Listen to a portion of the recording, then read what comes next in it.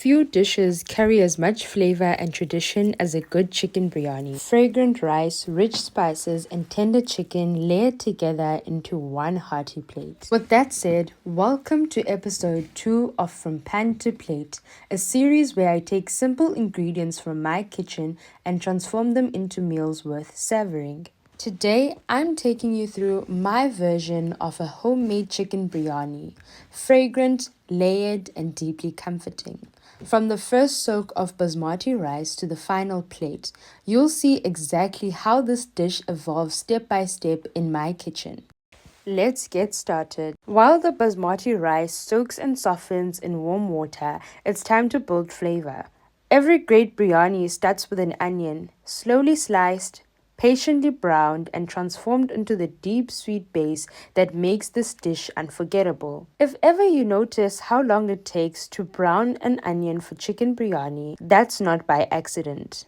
Cooking onions low and slow releases natural sugars, layering sweetness beneath the spices that we'll add later. It's actually science and patience working together. I had to work with whatever I have, and that meant starting with celery leaves. I chopped them up.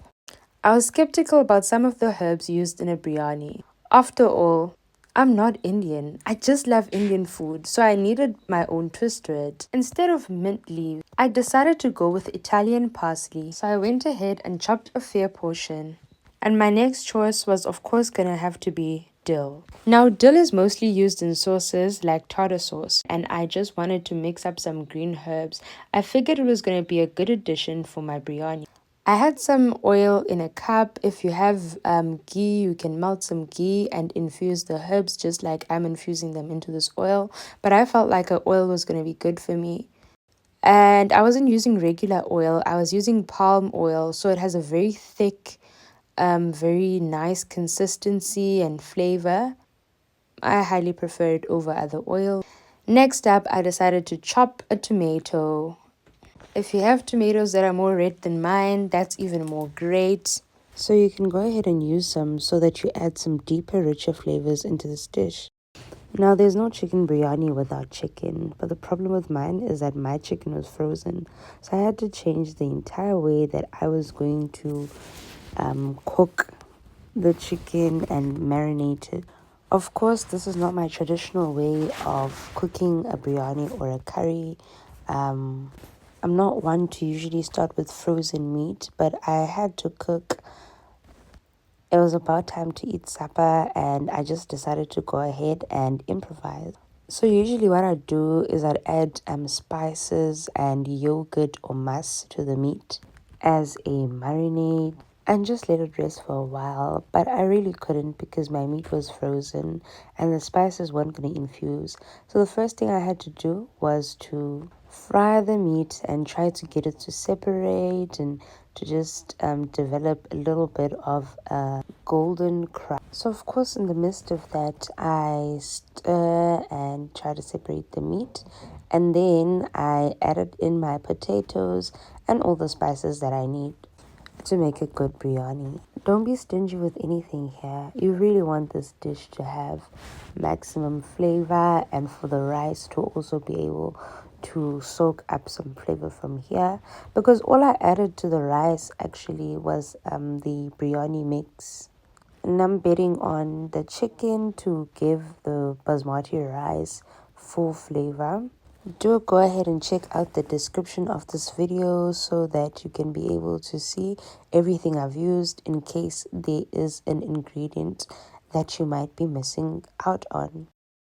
I think if I could start over again and make another chicken biryani, these are the tips that I would give myself, and I'm giving them to you basically as a beginner to make the best biryani you've ever made in your life. So firstly, defrosting the meat. Making sure you have properly defrosted meat is a great starting point, because you'll basically find out that you can marinate the meat. You know, the way that you cook a food generally changes quite a lot of factors. Like method is very important in terms of cooking and baking. I just made my biryani this way because I had to improvise. So if ever you find yourself with a frozen batch of chicken, don't get stuck, just improvise exactly how I did. And anyways, during the process of layering my biryani, I noticed that I don't have enough red onions, so I had to just fry up some more, try to get some crispy onions. And from earlier, I had also saved up some of that chicken gravy so that I can add it alongside with some real butter. If you have ghee, this is the pot where you can also use ghee. You know, looking back at it now, I honestly feel like I was being stingy with the butter. So don't be as stingy as me. Just go all in with your ghee and get yourself a good chicken biryani. And this biryani came out so great that the only thing I regretted about it was the fact that I overmixed and the color was mostly yellow. I really wanted a balance of white and yellow to just get that pretty mixed appearance that a good biryani is known for. Anyways, I covered up my biryani with some foil after layering it so that it can just keep cooking and all those flavors just infuse through the layers. So because my rice was already pre-cooked and so was my chicken and potatoes, this second step of the process did not take anything beyond 15 to do go ahead and subscribe to the channel, like and comment on this video, and come back to watch more content. I'm going to upload more recipes, hopefully more in-depth recipe tutorials that will help you make incredible recipes in your kitchen. Thank you for watching. Don't forget to like and subscribe.